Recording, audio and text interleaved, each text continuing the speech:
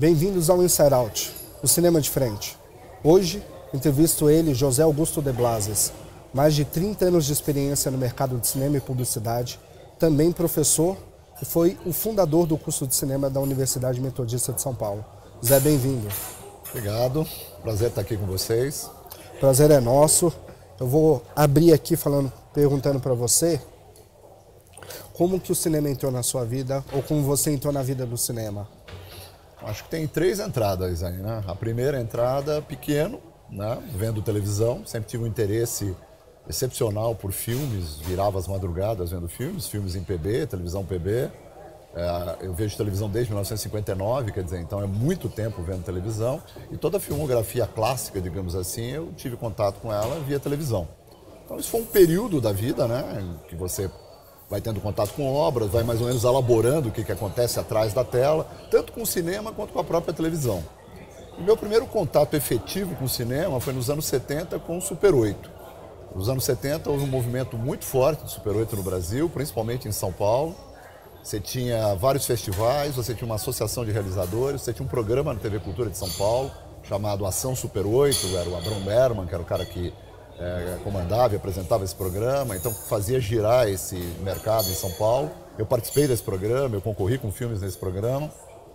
Eu não tinha dinheiro para produzir os meus próprios filmes, então comecei a entrar em equipes de pessoas que eu conheci nessa associação dos realizadores de cinema Super 8. Chamava Ares 8 e ficava dentro da casa, do escritório de arquitetura de um cara chamado Caron, que foi quem projetou a antena da TV Cultura, inclusive. Ele não ele é falecido, mas ele era digamos assim, um aglutinador cultural. Ali eu conheci várias pessoas e pessoas do meio publicitário. Ainda não estava fazendo universidade e já tinha um contato com o ambiente de produção publicitária, que eu pude entrar futuramente nesse meio, trabalhar profissionalmente com cinema, e principalmente no início da minha carreira, principalmente com o cinema publicitário. Eu posso dizer que ele entrou aí nessa fase, a segunda foi com o Super 8, e aí a terceira, sim, com um trabalho profissional de cinema. Começou com cinema publicitário, mas nos meus últimos anos de carreira eu trabalhei com longas metragens, com curtas, documentários, ficção. Já há mais de 15 anos que eu trabalho com casas de pós-produção e finalizei alguns dos principais títulos, né, desses últimos anos realizados no Brasil. Sempre na área de pós-produção, de finalização. Embora eu tenha uma atuação como fotógrafo também, que inclusive, né, recentemente essa carreira deu um certo boom, ela sempre foi meio paralela, muito ligada à minha atividade universitária. E posso dizer que isso foi todo coroado com um curso que depois eu vim a coordenar, que era um curso de cinema que eu sempre sonhei. Então, digamos que esse foi o bloco da minha entrada no cinema. Eu lembro muito que para mim foi um filme que eu assisti, Fogo contra Fogo, do Michael Mann. Eu vi, eu falei, deve ser legal fazer isso. E eu lembro que tinha uns 10 anos. E só depois, aos 24 anos, que eu tive a oportunidade de fazer o curso. Teve um filme assim na infância, alguma coisa que você viu, você falou, deve ser legal fazer isso? Olha, eu nunca pensei naquele momento em que eu viria fazer cinema. Ele era um gosto, e acho que todo mundo que tem a minha faixa etária vai dizer que é Cidadão Kane, né? Eu assisti N vezes Cidadão Kane na televisão, adorava o filme. Me lembro de uma sessão na TV Cultura que o filme era exibido a semana inteira e você tinha um debate no final da semana. Então todo dia passava o mesmo longa e depois você tinha um debate com alguns críticos, antropólogos, um pessoal que não eram necessariamente críticos de cinema. E na semana do Cidadão Kane eu assisti todos os dias o filme e depois revi, tem hoje o restaurado, numa comemoração de 70 anos do filme. Mas alguns outros filmes, eu sou influenciado muito por cineastas clássicos, né? John Ford, para mim, é um maior cineasta americano de todos os tempos. Então, Vinhas da Ira, por exemplo, Paixão dos Fortes, Rastros de Ódio, eu sempre gostei de western clássico. E vários diretores, né? De musicais, Robert Wise, passando por outros importantes do western, como Sturges, como o Howard Hawks, por exemplo. E drama, e Billy Wilder, assim, todos os cineastas clássicos me influenciaram muito e foi o meu primeiro contato com o cinema. Então não tem um filme, mas sempre houve de minha parte interesse pela fotografia. Sempre olhando a fotografia, sempre olhando o diferencial da fotografia. Então, Greg Toland, né, o grande fotógrafo do Cidadão Kane, acompanhei o que eu pude acompanhar da obra dele, pelo que era exibido em televisão, comprava os guias para ver a ficha técnica dos filmes, não tinha internet, né? Então você tinha que ficar com os guias ou enciclopédias para você acompanhar o que era o conteúdo dos filmes. Hoje é muito mais fácil você dissecar o conteúdo de um filme, sua ficha técnica, sua forma de realização, tem o IMDb, a própria internet como um todo. Então era um conhecimento um pouco mais distanciado, aí um pouco mais tarde, isso eu estou falando de anos 60, né? Nos anos 70 eu começo a frequentar cinema. Legal. Aí eu começo a frequentar cinema e aí eu me abro para outras filmografias, principalmente europeias, né? Aí você vai entrar pelos filmes de arte, aí vai para Resnais, vai para Herzog, vai para Fassbinder, vai para Fellini, vai para Monicelli, vai para o cineasta italiano que eu mais gosto, o Ettore Scola, o Bergman, Kurosawa, quer dizer, aí se abre para o mundo do cinema e na tela grande, aí é outra diferença. Zé Augusto, uma coisa interessante é que a sua área de formação inicial não tem nada a ver com o cinema, ou tem tudo a ver com o cinema, né? Fala pra gente um pouco disso.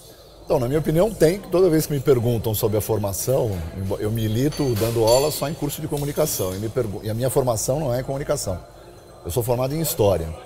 E me perguntam se eu tivesse a oportunidade de fazer de novo o meu processo de formação, se eu mudaria. Eu não mudaria absolutamente nada, nenhuma vírgula.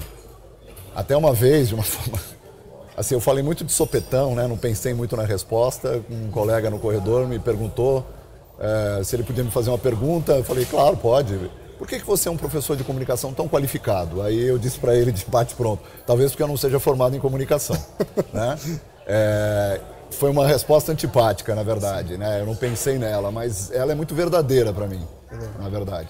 Eu gosto muito da minha formação, porque eu acho que ela me dá uma visão macro dos processos, ela me coloca sempre para remeter, para ver uma situação, uma conjuntura, nunca uma coisa muito fechada, muito detalhada, você só está olhando em volta de você e eu nunca estou olhando em volta de mim. Eu subo, olho e volto para recriticar o processo. E isso é uma funcionalidade que uma formação, digamos, sem o pejo, mas intelectual te dá. A técnica a gente aprende com razoável facilidade, né? Eu ensino técnica, né? Eu dou aulas em curso de cinema, em curso de rádio e TV. Uma universidade ideal, ela teria no mínimo 50-50 de formação, só que isso mudou muito nos últimos tempos. Quando eu comecei a dar aula em curso superior, eu dei aula em curso de publicidade, propaganda, jornalismo e rádio e TV. A gente tinha 50% da grade de formação intelectual e 50% que se chamava de formação específica. Hoje isso inverteu e a gente não chega a ter 15% de formação intelectual, vamos chamar assim. Então a gente foi muito pro praticismo. Eu dou aulas fazendo com que o aluno aprenda, mas acho que esse foco é um pouco equivocado. Por isso que eu tento misturar com tipo de conteúdo, com tudo que a gente faz. Só trabalho com conteúdo brasileiro, só trabalho com conteúdos de cultura brasileira, seja documentário ou ficção, eu forço a barra, que eu acho que a primeira coisa que a gente tem que conhecer é a nossa cultura. Você acredita que esse lado de dar aula e estar no mercado te ajuda a ser mais perspicaz na hora de finalizar um trabalho? Porque você está vendo ali o que o jovem está pensando hoje, as tendências, isso, ou você acredita que uma coisa não vem influenciar a outra? A primeira coisa, eu tenho que estar absolutamente up-to-date com o meu público, né? Ou seja, eu não posso ser lá o velhão que fica lá só olhando por cima do seu saber de anos a fio e quem quiser que se aproxime. Eu tenho que falar várias linguagens. Então eu tenho que ter uma linguagem mais culta, mais clássica, mas eu tenho que ter gíria, eu tenho que ter da malandragem. Às vezes dentro de uma sala de aula, aqui é um papo, aqui é outro, né? No mesmo conjunto de aula. E as pessoas precisam desse discurso identificador para te entender, para confiar em você. Então isso é muito importante. Sei que você já trabalhou com o Sandrão, com o Lenine, esse tipo de abordagem fica mais maleável nesse caso. O Sandrão, por exemplo, quando ele percebeu que era o cara que tinha apoiado 20 e tantos anos antes um clipe de alunos, foi o primeiro que o RZO fez, sem grana nenhuma, sem ser conhecido, e que eu que possibilitei isso, a gente criou um elo. E a partir daí eu consegui tudo que eu queria, e claro, também falando a linguagem e entendendo qual era a proposta artística deles. Então acho que isso é uma questão, mas hoje, mais do que nunca, com a internet, com os dispositivos móveis, com toda a flexibilidade e a volatilidade que você tem das modas, das mídias, eu não preciso saber operar essas coisas, mas eu preciso entender como elas funcionam. Eu preciso entender como é que elas impactam na vida das pessoas. Então eu não posso estar dispensando isso do meu saber cotidiano, porque isso faz com que eu possa ser criativo e possa indicar caminhos para esse projeto. E lá na universidade, eu agora também estou coordenando uma web TV. A gente está lançando uma web TV e essa web TV é para o público jovem. Então eu estou criando programas que é para esse target, né? Bom, Zé, o nosso programa não é só focado nos profissionais de cinema, a gente também resolveu abordar os profissionais de publicidade do Brasil. Eu sei que você tem uma vasta experiência também com publicidade. A minha pergunta é, quais são as principais diferenças entre os processos de produção e de pós-produção entre o cinema e a publicidade? O que vem de criar essa divisão aí? Ou não tem? O cinema publicitário ele tem um grande mérito em relação, principalmente ao cinema atual brasileiro.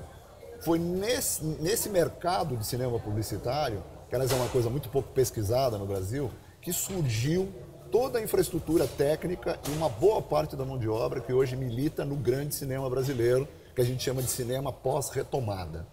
Então, costumo dizer que o cinema morreu analógico, né, e linear, e renasceu digital e não linear depois da retomada. E isso, em grande parte, pelas mãos de algumas produtoras de cinema publicitário que se viram modernizadas porque a publicidade tinha investimento, né, um aporte financeiro que possibilitava que você tivesse as grandes tecnologias, tanto na área de captação como na área de pós-produção. Na área de pós-produção, as grandes finalizadoras, por que elas se equipavam? Porque essa conta era paga pela publicidade e não pelo cinema. Há até uma certa inversão hoje em dia, né? Como tudo foi muito pulverizado, todo mundo finaliza em casa, acho que é uma grande crise, inclusive, do modelo de produção publicitária no Brasil, tanto no sentido de captação, criação, pós-produção, veiculação. Na minha opinião, a gente está num hiato total, crise causada pela total, eu vou chamar até, tem um termo que eu gosto muito de usar, que é leviandade digital.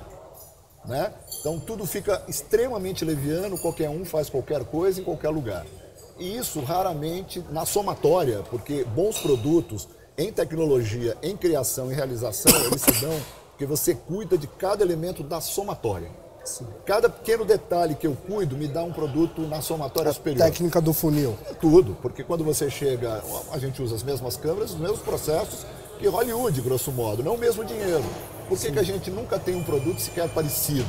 Estou falando em termos, inclusive, de imagem, né? Não só de conteúdo, de história. Então, são os pequenos detalhes, os pequenos cuidados. E a gente descuida. Então, essa somatória nossa é ruim. Em termos de informação, vamos pensar do lado criação de conteúdo. É óbvio que é totalmente diferente. Aqui eu tenho que criar peças de venda, curtas, 30 segundos, 1 minuto. Eu tenho que ser conciso. E nós desaprendemos da concisão, porque a gente tem pouquíssimos comerciais com história. No passado eu tinha em 1 minuto, começo, meio e fim, a história da vida de uma pessoa. Hoje eu tenho colagens, né? E um ou outro xistezinho humorístico nos comerciais. A gente perdeu as grandes narrativas da publicidade. E já no cinema, seja um curto, um longo, um doc, eu tenho que ter narrativa de grande extensão. Eu preciso ter coerências, viradas, eu preciso ter vários elementos. Há uma tendência moderna, que é o storytelling, que sai para as estratégias transmídia, em que une muito a narrativa da publicidade à narrativa do longa-metragem ou dos produtos de televisão. Cada vez mais há uma confluência das duas, ou seja, há um interesse, uma comercialização nas estratégias dos produtos de longa duração e uma contaminação de uma certa estética, principalmente do grande cinema, isso já há vários anos. Então eles estão muito mais interpenetrados do que já foram. Em termos de pós-produção, os recursos são similares, as diferenças são de tamanho. Eu finalizo 1 minuto, mas uma produtora faz vários comerciais de 1 minuto, e outro cara fica 2, 3 anos fazendo um longa de 1h30. Zé Augusto, a gente vê aí uma mudança absurda nos últimos 20 anos da tecnologia para o cinema e para a publicidade. Como você acha que isso possa ter influenciado de forma positiva e negativa nos mercados que a gente tem? Houve um boom, por exemplo, na publicidade, no certo barateamento, e houve o que a gente chama de praga das DSLRs, né? Tudo foi invadido pela DSLR. Qual é o problema da invasão da DSLR? Você perdeu o valor de produto. O cliente chegava num set, tinha 300 pessoas envolvidas no set, câmera 35mm, negativo, tudo isso, e custava R$1 milhão para fazer um comercial. Hoje o cara quer cobrar uma grande grana dele, quando ele chega no set ele tem uma câmera fotográfica. Então, esse boom, ele passou um pouco, principalmente com a entrada de uma câmera, que é a Alexa, né? Uma câmera da Reflex, que ela dominou o mercado mundial. Tanto publicidade como longa. Hoje, 85% dos seriados americanos são feitos com Alexa. 85% de toda a produção seriada ficcional americana é feita com Alexa. Isso é uma revolução. E aqui, o mercado de publicidade foi o primeiro a se atrair por ela, porque era muito cara ainda para o mercado de longas, mas hoje ela é a coqueluche também do mercado de longas. Sr. Augusto, você fundou e lecionou o curso de cinema digital na Metodista por um convite. O curso ao qual eu tive o privilégio de participar e me formar. Como é que foi essa experiência de sair do mercado e fundar um curso assim? A primeira realização de um grande sonho, né? Eu sempre sonhei em ter a possibilidade de fazer um curso, e ele era um curso de cinema digital, quer dizer, ele já era um curso focado em novas tecnologias, uma nova cabeça, né? A gente tinha em São Paulo cursos clássicos de cinema, da ECA, da FAAP, cursos que naquele momento ainda estavam com o pé lá atrás, no passado, né? Com práticas antiquadas e tudo isso, ainda mais num curso de universidade pública, as coisas são mais lentas para se modificarem, né? Os cargos, os professores têm aquela estabilidade. Então foi um sonho e confesso que sou muito agradecido à Metodista, porque eu tive total liberdade de criar o curso. Foi um trabalho danado, mas eu escrevi 95% das ementas e toda a bibliografia. Acho que eu nunca mais vou ter essa oportunidade, né, em nenhum lugar. E até um convite agora de uma outra empresa que vai fundar um curso de cinema também e vieram me procurar. Mas a liberdade que eu tive de imediatamente, mal chegando na universidade, já poder coordenar um curso, eu estou no Centro Cultural Barco, eu tenho feito cursos e agora também um outro que sempre foi um sonho meu, que é um curso de especialização em direção de fotografia, que eu lancei numa empresa que foi uma tentativa de colocar isso no mercado, que era um curso de lato sensu, de especialização universitária de 360 horas. Então eu lancei um de direção de fotografia, um de correção de cor avançada, e eu encontrei dois problemas no mercado: falta de formação universitária para as pessoas que estão trabalhando no mercado, porque ele era uma pós, precisava ter alguma graduação, e a questão de custos. E hoje eu consegui reapresentar esse curso no Barco. Ele está menor, obviamente, mas mesmo assim ele é um curso de 130 horas, quer dizer, é um curso com uma carga horária muito boa. Estou cercado de ótimos professores, né, como Scorel, Eber, o César Charlone, quer dizer, uma equipe, professor que deu aula comigo na Metodista, ainda está lá até hoje, o Wilson Boni, que é professor da FAAP. Então estou com um time muito bacana, estou muito feliz, fechou turma. Aí é um curso livre, tem outro formato, não é dentro de uma universidade. Eu tenho uma relação com o ensino que acho que eu não vou perder nunca, né? Como eu disse agora há pouco, eu nunca estive tão criativo depois que eu voltei a dar aula e depois que eu voltei a estudar. Então, acho que é uma experiência única que com certeza não vai se repetir, da qual eu tenho muito orgulho. Formei várias pessoas que estão no mercado, né? Encontro essas pessoas por aí, colocadas profissionalmente, chamo essas pessoas para trabalharem comigo. Você está aqui apresentando um programa, é meu ex-aluno, isso é super bacana. Então, assim, um grande período, um grande desafio, um grande projeto. Você que já trabalhou em diversos longas, curtas e vários projetos de audiovisual, a gente vê muito que as pessoas se perdem no meio do processo de produção. Às vezes a gente roteiriza uma coisa, planeja, e lá na montagem você fala: esse filme não é o filme que eu li no roteiro. Na sua opinião, aonde está o maior pecado aí da nossa indústria? Então, eu sempre costumo, quando eu dou uma assessoria para um longa-metragem, era uma velha máxima que eu colocava, né? Que a pós-produção devia começar no roteiro. Isso significa que você deve ter um arco de pensamento macro sobre toda a realização do seu processo. E isso não acontece, né? Isso não acontece, é raríssimo. Em toda a minha carreira, com as centenas de longas que eu já trabalhei, só 3 longas tiveram um cronograma perfeito, complexo, de todo o processo e cumprido, né? O que é principal, né? Que ele foi obedecido, esse cronograma. Aqui a gente pensa muito compartimentadamente. É famoso na linguagem de longa colocar na lata. Colocar na lata era, na época da película, eu filmo, vai para a lata, revelo e fico esperando um dia aparecer um dinheiro para finalizar o filme, né? Isso ainda acontece, com uma razoável frequência. Com as tecnologias digitais, isso ficou um pouco mais fácil, né? Grosso modo, os filmes estão todos sendo captados em digital, porém, eu tenho que saber, esse produto é para onde? Para que mídia? eu posso captar ele com um determinado formato que é mais barato agora, mas não vai resolver a necessidade técnica do meu filme lá na frente. As emissoras que produzem seriados já estão percebendo que daqui a 5, 10 anos, aquele produto que hoje ela investiu milhões de dólares, vamos pegar Game of Thrones, por exemplo, maravilhosa produção. O primeiro episódio custou 10 milhões de dólares. Custou 10 porque era para custar 8, o cara não gostou de uma cena de batalha, botou mais 2 milhões porque eu quero uma cena de batalha decente. No primeiro episódio do meu seriado, que está indo para a 4ª temporada. Olha como funcionou. O Game of Thrones daqui a 5 anos na HBO vai parecer standard. Tem até um negócio bacana que foi um reality show feito pelo Spielberg, chamava On The Lot, que era a concorrência para você ganhar $1 milhão e trabalhar na produtora dele, na DreamWorks. Eram gente dos Estados Unidos inteiro, garotos que faziam filmes. Os caras tinham que fazer um filme em uma semana, alguns em 3 dias. Tinham ideias maravilhosas. Sim. A realização era dada por uma infraestrutura do programa, mas o que valia era a grande ideia que o cara tinha, a sacada de realização. Para isso, o realizador tem que ter uma grande visão técnica, uma visão organizacional, uma visão criativa e de formas de estruturação de roteiro e, uma das nossas grandes falhas, como formar atores, como dirigir atores. Para cinema. Para cinema e mesmo para a TV. A gente tem um vício do naturalismo televisivo, ou a gente tem atores de teatro ou naturalismo televisivo. Nenhum desses é adequado para o cinema. Então falta uma escola de interpretação cinematográfica no Brasil. Não quero aqui ficar fazendo comparativos, mas tem um exemplo que eu achei absolutamente redondo. Uma produção do tamanho que o canal precisava. Que é uma série chamada Três Terezas, feita para a GNT, dirigida pelo Luiz Vilaça, interpretado pela mulher dele, que é a Denise Fraga, mas com um elenco, né? A Cláudia, acho que é Cláudia Mello, que faz a mãe dela, e uma menina novinha, que nos primeiros episódios demorou um pouquinho para entrar, mas é absolutamente bem roteirizado, é engraçado, é humano, os takes estão muito bem divididos, as viradas estão bem divididas.